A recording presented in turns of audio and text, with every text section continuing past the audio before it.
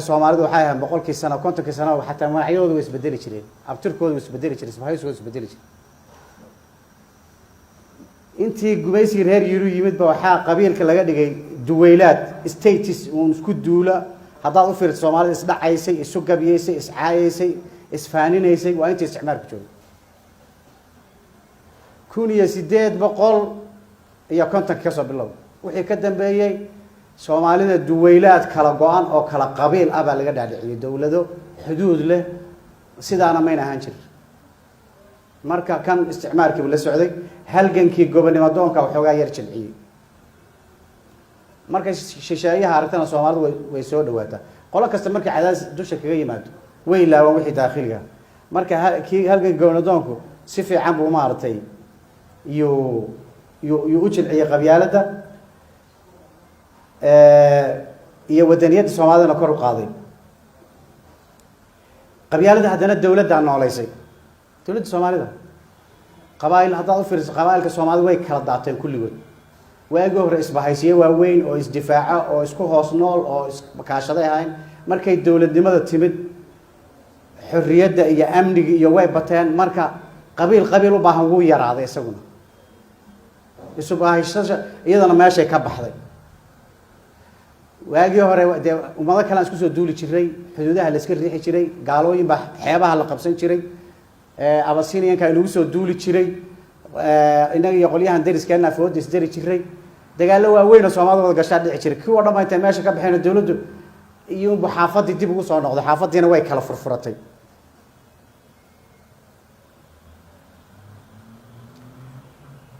evolution hadda qabiilku ha kala furfurnaa wuu sii dhimanayaa Soomaa kii duweylaadka ahaa ee weynaa ee reer hebelka ahaa wuu isaga naftiisa uu kala furfurmay in laga hadlo danihii siyaasi halaba siyaasi baa isku reer ka soo baxaysa iyagii baa ishardeeyay marka qabyaaladii way noqon wada nafteeda wax meel ku eg oo la caabudo oo halka ku adkaan kara ma haddana evolution bay ku jirtaa wadada ay ku dhiman lahayn bay qabyaaladu haysaa wadadii geerideeda qabyaaladu hadda sanadan haysaa waa hubaal weyn sababtu waxay ka jawaabi laadahay baahida aqoonta way ka jawaabi laadahay dhakhtarkaan u baahanahay way ka jawaabi laadahay shaqadaan u baahanahay way ka jawaabi laadahay dhaqaalahan u baahanahay way ka jawaabi laadahay su'aalaha u yaala noolaha Soomaaliga ee maanta jooga qabyaaladu ka wada jawaabayso inay qeyro intee galiso islowsiyo xirka geyso oo maartay debrisa mooyaan maxaa kale qabyaaladeenu leedahay halka ceeb aan ugu fiirsaday leedahay adduunka ba halka been badan ma inaar weliga qabiil riboodu ku siiha qaadan qabiil laba qabiil oo meel isku haysta balu tag sheekhooda iyo ugaaskooda iyo caalimkooda wax run ku hadli male dad intay dilaan bay qarinayaan meesha ay ogyihiin yaani arin ay kalimatu sharaf ma laha qowl sharaf naxa anaga beenay waxa waana looga xaq leeyahay hebel waan ka gardaranahay hebel wuu naga mudan yahay weliga ka maqlimayso iyadoo baa laga gardaran yahay iyadoo baa dadka ka fiican iyadoo baa muxuu ahay la dulmay iyadoo baa dul qaadata iyadoo baa nabadda doonaysa dhanka kale diidahaya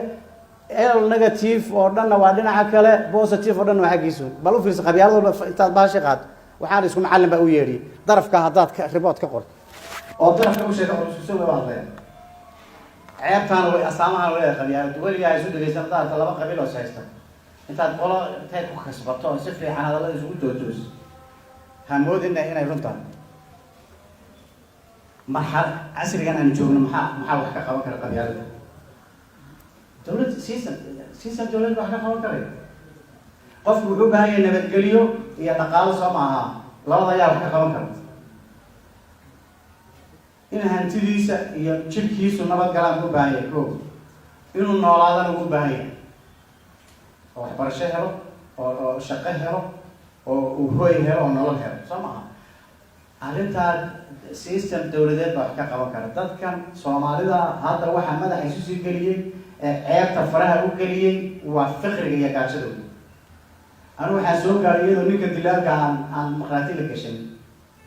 soo maaha oo gabdhaha la siiyay waa dilaal baa laga been ku dhaartay gabdhaha naga siinay leeyahay waxaan imid 92 koodii baan waddanka ku soo noqday saylad baan tagay magaalo weyn iyadoo la isbuureynayaan tagay maxaa la isku diray neefkii reerkana ka soo dhaadhacsay u gaday mid kale ku dilay dadkan dhaqaalihii iyo deegaankii iyo tiradiina way badatay resourcekiina wuu yaraaday markaasa hadda maxaa degmooyinka la isugu laayaan gumaysiga Ethiopia wuxuu noo galay mahmaadii ahayd aygaaga kolkaad gaajayso inuu ku jeclaadaa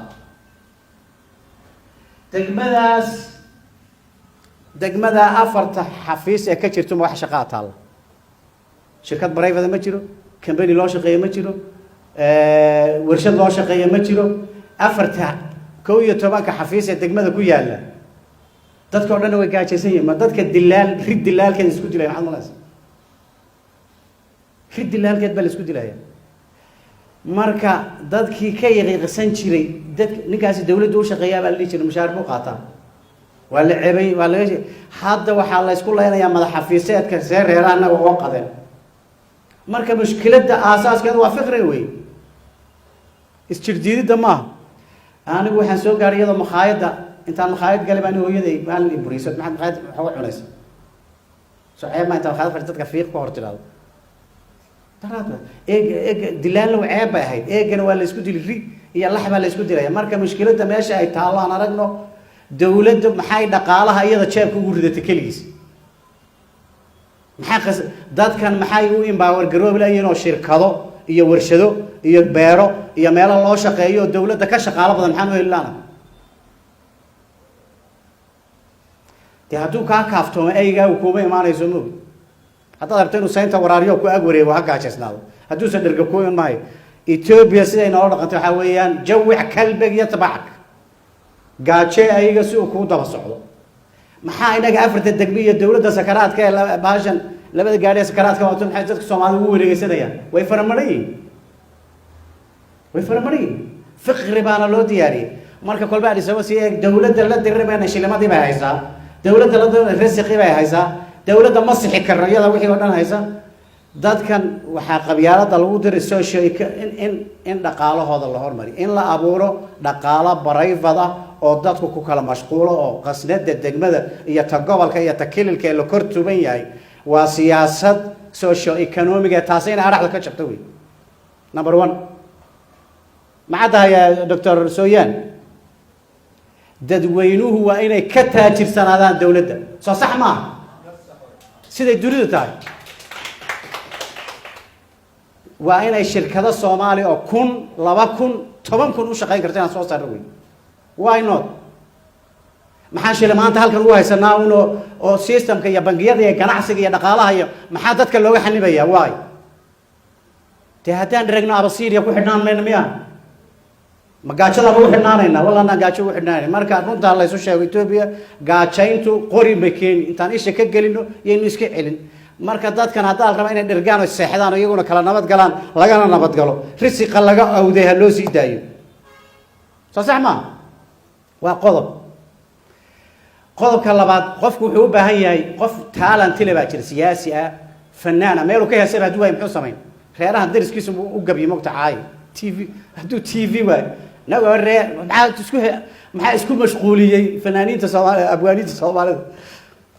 TV uu yimaado oo ka hadlo waay siyaasiga haduu xisbi uu ka dhax doobiyo haduu waay ka warasagana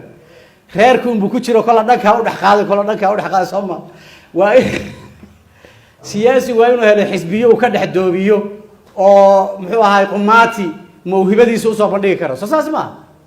oo doorashada ku Soomaaliya ana doorashada sanadkan soo qaaday Soomaalina sadeeriya baan uga soo riday Ethiopia haddaan ka soo riday waana ka tagi soo saayna yidhaahmaa siyaasigan waa inuu fagaaro xisbi ah oo ideolojiyad iyo fikrad ku dhisan waa inuu yimaado kul lacag lagu doono ama shaxaad lagu doono inuu noqdo ma waa inuu noqdo xisbi doonaya ama dhaqaalaha inuu wax ka bedelo ama dhaqaalaha inuu wax ka bedelo ama siyaasadda wax ka bedelo ummadaas laakiin ruux kursiga waan ku fadhiisan karaa taxaashayna nin walba saxiix karaa moogta dadka oo dhan xil irmaanays way noqon karaan Soomaa laakiin haliyagu saama marka siyaasigu waa inuu helo meel uu ka doobiyo iyo geel lagu daro waa in la helo hardanka qoomida ma inagii baa ka reerihii baan ku mashquulnaa qaadkii waxa Ethiopia naga maqan ma sheegayno qowmiyadaha kale 100 imisa way Ethiopia 83 qowmiyadood yaa Ethiopia ka jira ma sheegayna maanta oo dhan dib waxaan ugu noqonaynaa moogtahay degmooyinkeeni tuuladii hebel ahayd madaxafiiseedka beeraha waxaa laga dhigay dowladda dhexe waxaan 300 oo hay-adood bay leedahay shaqaale kama hayno inta 25 wasiir baa jira laba Soomaaliya ku jirta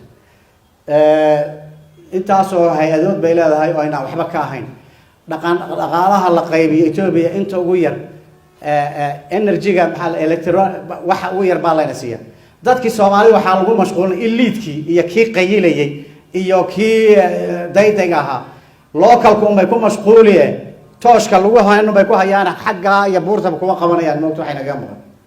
marka hardanka qowmiyadaha in qofka Soomaaliga muxuu ahay loogu dar waajibaadku u yaal oo wax ku dhacay Shineela uu og yahay ninka jooga doolow maanta waxa ku dhacay maxaa laga soo riixay degmooy ummada kale aan hardamayna oo aad og tahay waxa kale oo dadka halkaas lagu mashquuliyay haddaad ku mashquuliso xaafadoodii labada isqabtay baad kala diraysaa marka dambe qabyaaladu inay jaan goynid moogtahay hadda bahasha ina haysato xagee ka timid qabale war degmadii ka weynid baa la isku beddelay qabalaan maxaa la isku beddelay bal isweydiin qabalahan siyaasadii TPLF ee ONLF lagu dirreeyay that's all qabala la idin sameyn raashina waa la idin siin 30 nin waxaad qortaan dabaqoodhi maleeshiyaad liyaado qofna waa la idin shaqaaleyn ama kaari mid liyaadana mushaar baa loo qori halka qabala marka reebel konton qabalo oo jabhada sida u teedsan oo jabhada ka hortay way rabeen qabalahan eegayo shaqo la'aan baa yani shaqadiisu khalad weeye laakiin bariga shaqada ay TPLF u dhisatay wuxuu ahaa ka hortagga dhaqdhaqaaqa hubaysan ee ururka ONLF marka hadii qabalaha laga daayo raashinkan baada iyo ama kaar muxuu hada nabadgelyadu hada ilaalin maxay ama kaar wadaad tuulo jooga cilmiga ku jiray la weydiin muxuu yahay la taliyay dhahan فاريس وكل علم لا يا علم دولة ويدين لا تليه كان قانون nothing وحويه وين فهمنا محل الله سميست محل الله سميست وحن هذا تشوقي بالله سميست سبب تاسوها هدي إمباور قرنت مركل لقى سيب فيله ده أصلا وفرم بس والجاب قبل سماه هدي العقل لوجوسي ويقان لوجوسي ويقان دراسات دي كلها ده بس عن شري قبلوه وقيمة بالي واحد ريه بالكود شيء ما تشريه marka siyaasadda hadda dawladana way xoojisay maxay ku sameysay odayaashii isu tagantay liyaba degmooyinka soo dhistay leeyay madax bisooda gelisay dawladdu way u dhislada iyadu bal fiire qaabkan u dhisanay qaab daradan madax xafiiseedka beeraha degmada maxaa ka dhigay siyaasi soo professional noqon beer yaqaan horumarinta beeraha ma jirto sidii golaha wasiirada Ethiopia ba loo xirfaa guddiga fulinta nahay baalkii baa nahay executive political status in leeyihiin bas yaa laga dhigayaa muuqda kii caafimaadka noqon lahaa mid ayir siyaasi ah baa la keenayaa kii beeraha mid siyaasi ah la keenayaa odayaal siyaasadeed ba marka maxaa siyaasadeeyay maxay qabyaaladu u jaangoysay maamulka degmooyinka iyo qabalayaasha ka jira professionalka hadii dawladdu dhacday hadayna dhicin ba sii shaqeyn lahaa nin aan rabno 40 sano inuu khabiir noqdo xis qabiilka waxa la siiyay role uu siyaasadda ka qaato deedna taasoo dhalay deedna civil society mali ruuxina ur siyaasi galo iyo inuu muxuu ahay qabiilkooda dhex joogo oo degmada halayga qoro xafiiseed ku meel u dhaxaysa oo dadka ra'yi caamka abuura dareenka guud iyo garaadka bulshada dadka dhisa ma aha dawladda iyo xisbiyada kaliya civil society civic hadda inoo abuurmaya idaacad madax banaan ma leed journal madax banaan ma leed hatta qoladiina daadis wali resolution ma soo qoraysaan aad ku kitirsaas garanaysan qoladiina ururka ONLF dawladda sida ay u maareysay marxaladan marayna dhaqaalaha nabadgelyada noocan u maarayna cid comment garaysa ma leh marka xageen iska akhrinaa sideedana soo inaad muraad soo taagta ma ya ma ogtahay marka dadis iyo civil society hadaydan political ambition lahayn ninna ha u turina bartaka kaga dhufto waxba idinka daadan maayo iyo horumar dhaqan dhaqaale inaan sameeyno dadka iskuulka lagu soo bartaa qowmiyadaada Soomaalida dhaqaalaha qowmiyadaha kale geeska Afrika sidoo wacyiga waxa weeye iskuul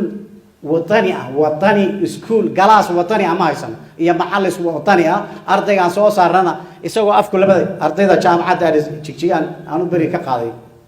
waxaan ka qaaday imtixaan 35 arday baan la kulmay 18 kamid waxay baranayeen waxa la yiraahdo muxuu ahaa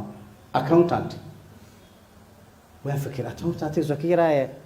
soo koorsadii gaabnayda maxaa college yar diploma yar soo ma hatta kama degree ba kama accountant markaas oo maxay accountant gani waan ogaado kuwa walba qasdeero waxaad u ag fadhiisto gudaydeeyaa moogta markaas ay inta ka lacagta qurmuuna Itoobiya aad u iskaga qaybana inta noqoto kuwa loo qaybiya dhakhtarka iyo injineerka iyo kuwa inta weyn dhug loo siiyay ma noqoto inta kan yar bixinayo noqonaysan ilaa ag fadhiisi marka iskuul wadani yaan u baahanahay caruurteena ku yiraahdo Soomaali baa tahay cilmiga lagu aflaxa akhlaaqda sharaf keenta magac xumid yes attitude bini aadamka waxa lagu soo dhisaa iskuul baa lagu soo dhisaa iskuulkeen muxuu soo dhisay marka ruuxi oo waxay baa ku soo degay isagoo toosan ma suuxda ma soo toosi ruux ma soo toosay anaga ururka ONLF waxaan qabnaa dawlad wadani oo institutionna bulshadan xoojiya hadii la helo dadka Soomaalidu dadka ugu hogaamin fudud ee isugu jecel ee isugu muxuu ahaa isugu xurmeeya isu tanaasula ayay noqonayaan taariikhdan waan ku haynaa taariikhdan waa lagu hayaa marka kama dayrinayna insha Allah aan institutionada sameeysan aad u mahadsantiin